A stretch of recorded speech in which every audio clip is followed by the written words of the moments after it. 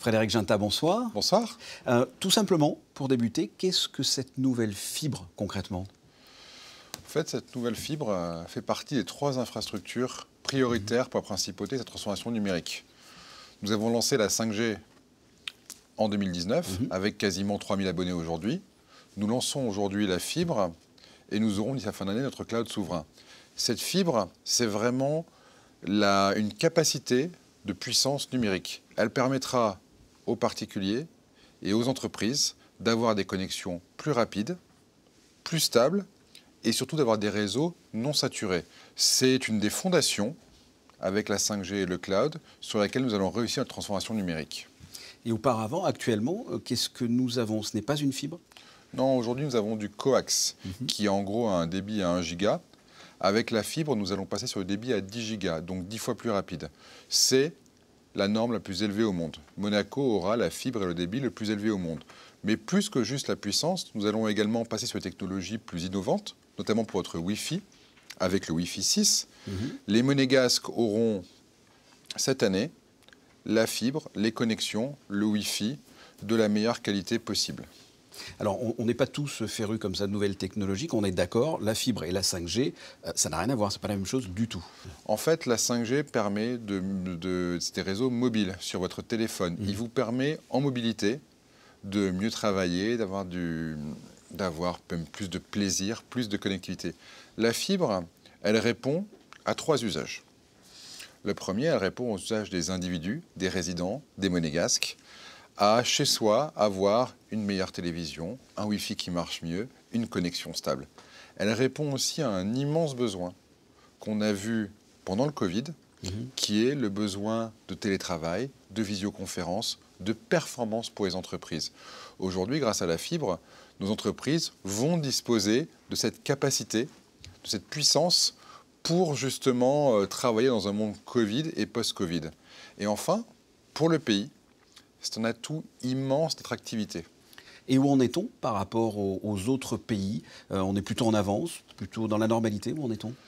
Alors, j'ai récemment participé à une réunion où, en plus de Monaco, 22 ministres et membres de gouvernement en charge du numérique représentaient leur pays, tout ça organisé par l'ONU. Et 2 choses très intéressantes sont ressorties. La première, c'est que l'obsession des gouvernements aujourd'hui sont les infrastructures numériques, à savoir cloud, fibre, 5G. Et la deuxième chose, c'est que donc, chacun présentait un petit peu le plan de son pays, et le plan monégasque était objectivement parmi les meilleurs, si ce n'est le meilleur. Aujourd'hui, clairement, que ce soit sur la fibre, la 5G ou le cloud, Monaco aura fin de cette année les meilleures infrastructures au monde, ou parmi les meilleures infrastructures au monde numériques.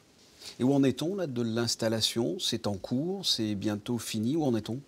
Alors aujourd'hui, la fibre a été installée partout, je dirais, sous nos pieds, en principauté, et elle arrive dans la majorité des immeubles. D'ici la fin de l'année, 85% des habitants et résidents de Monaco auront accès à la fibre, 100% des personnes dans les domaines. C'est une volonté du gouvernement, justement, qui a cofinancé cette fibre, ainsi que les endroits stratégiques de la principauté seront fibrés. Et concrètement, ça a été complexe à installer cette fibre. C'était des gros travaux. Comment ça s'est passé? Monaco est un pays d'immobilier, donc dès qu'on s'attaque à des fondations, c'est forcément complexe. C'est pareil pour la 5G, c'est pareil pour ce qu'on est en train de faire pour le cloud. On travaille sur du câblage, on travaille sur du mapping, on travaille parfois sur des vieux bâtiments qui ne sont pas équipés pour la fibre. Donc, notamment pour les bâtiments les plus anciens, c'est extrêmement complexe de trouver le bon conduit et de donner l'accès pour les résidents et les monégasques. Ça a été complexe, ça a été géré avec talent par Monaco Télécom, que je remercie pour son travail performant et en lien avec le programme Extended Monaco. Mais aujourd'hui, nous y sommes, nous lançons la fibre et nous avançons dans le Monaco numérique, dans le Monaco d'aujourd'hui que nous souhaitons. Alors là, moi, je suis un particulier, j'ai la box de Monaco Télécom. Qu'est-ce que je dois faire? C'est un nouvel abonnement? Ça remplace la box? Qu'est-ce qu'il en est de cette fibre si je veux la voir? Alors, déjà, il faut vérifier son éligibilité. Donc, Monaco Télécom va mettre en lien un site qui vous permettra, en rentrant votre adresse, de savoir si vous êtes éligible. Et ensuite, il faudra prendre contact avec un technicien qui viendra raccorder la fibre qui passe dans votre immeuble à votre appartement et faire les modifications nécessaires, notamment une nouvelle box parce que équiper cette fameuse technologie Wi-Fi 6. Donc la première chose à faire, c'est d'aller sur le site de Monaco Télécom, qu'on soit un particulier et à partir de juin, une entreprise.